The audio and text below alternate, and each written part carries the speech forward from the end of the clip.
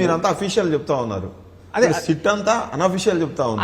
తెర వెనక జరిగింది, తెర వెనక వచ్చిన ఈ రోజు ఒకటి వచ్చింది, ఈడీ దాడి చేసింది, శర్వాణి వాళ్ళకి వాళ్ళు రాసేదాని ప్రకారం కుబేర్ అని శేఖర్ కమ్ముల్ అని సినిమా తీసాయని, అది అట్లా జరగడానికి అవకాశం లేదంటే ఎప్పుడూ ఉంటుంది, ఎప్పుడూ ఉంటుంది, ఎప్పుడూ ఉంటుంది. అయితే చంద్రబాబు నాయుడు హయాంలో జరిగిన లిక్కర్ స్కామ్ ఏదైతే ఉందో దాంట్లో క్లియర్ కట్ సీఎం అప్పుడు చంద్రబాబు నాయుడు ఆయన డిజిటల్ సిగ్నేచర్ ఉంది, క్యాబినెట్ అప్రూవల్ లేకుండా ప్రివిలేజ్ ఫీ తీసేశారు.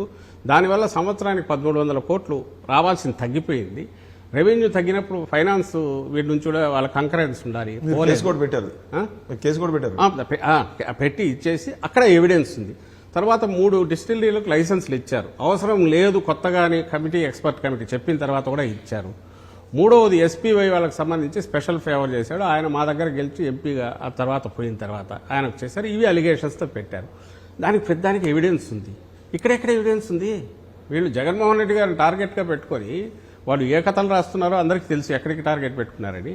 ఒక్క చోట ఎక్కడైనా గవర్నమెంట్ దేనికి రిలేటెడ్ ఆ పాలసీ ట్రాన్స్పరెంట్గా ఉందా లేదా, దానికి సంబంధించి వీళ్ళు చేసిన వ్యవహార శైలి ట్రాన్స్పరెంట్గా ఉందా, ఓపెన్గా ఉందా లేదా, ఎక్కడన్నా ప్రైవేట్ వాడికి ₹4 ఎక్కువ వచ్చేట్టు చేశారా, ఎక్కడా చేయనప్పుడు నువ్వు స్టోరీ ఎట్లా బిల్డ్ చేసావంటే అసలు సంబంధం లేదు. మీరు అవే చదవండి వాళ్ళ స్టోరీస్. 3500 కోట్లలో మొత్తం అంతా ముఖ్యనేతకు పోయిందని ఒకసారి అంటారు, ఇంకో దగ్గర దుబాయ్ ఇన్వెస్ట్మెంట్ అంటారు, ఇంకో దగ్గర ఆఫ్రికా, ఈ లెక్కలైతే బంగారం కొన్నారంటారు. అసలు దానికి ఏమన్నా తలాతోక ఇంకో రోజు 3,75,000 అది ఎంతో దానికి అన్ని పేజీల ఇదంతా కూడా ఎవాపరేట్ అయిపోయింది, దాన్ని హ్యాక్ చేసేసారంటారు ఎక్కడో ఫారిన్ దేని దగ్గర నుంచో.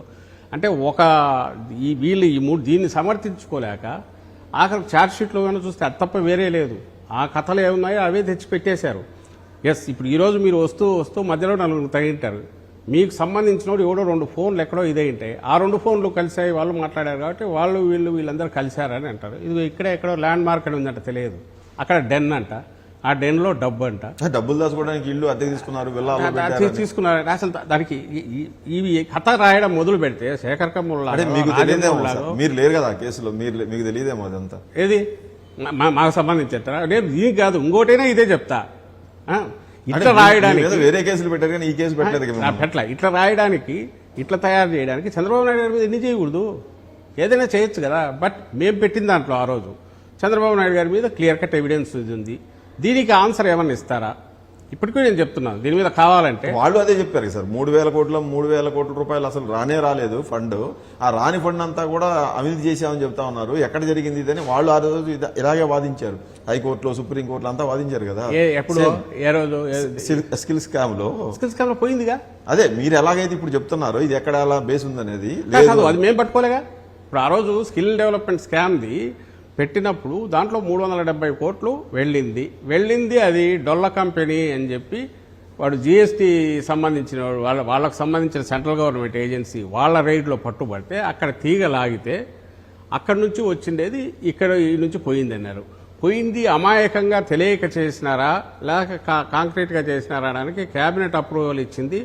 వాళ్ళు క్యాష్లో పెట్టాలా అంత పార్ట్ పెడితే వీళ్ళు 10% పెట్టాలని, అది చేయకముందే వీళ్ళు రిలీజ్ చేశారు. క్యాబినెట్ ఇచ్చిన జీవో ప్రకారం కాకుండా వైలేట్ చేసి పోయారు. పోయినవాడు ఎవరు అవుట్ సైడర్ వ్యక్తిని తెచ్చిపెట్టుకున్న అతను ఇంక్లూడింగ్ సీఎంఓతో సహా 4 పోస్టులు ఇచ్చారు అతనికి. ఎవరో సుబ్బారావు సంబడి, అతను చంద్రబాబు సీఎం దీన్ని సీరియస్గా ఇమీడియట్ రిలీజ్ చేయమని అప్పుడు ఫైనాన్స్ ప్రిన్సిపల్ సెక్రటరీ తన నోట్ ఫైల్లో కూడా రాశాడు, CM wants it to be released immediately అని ఆ అమౌంట్.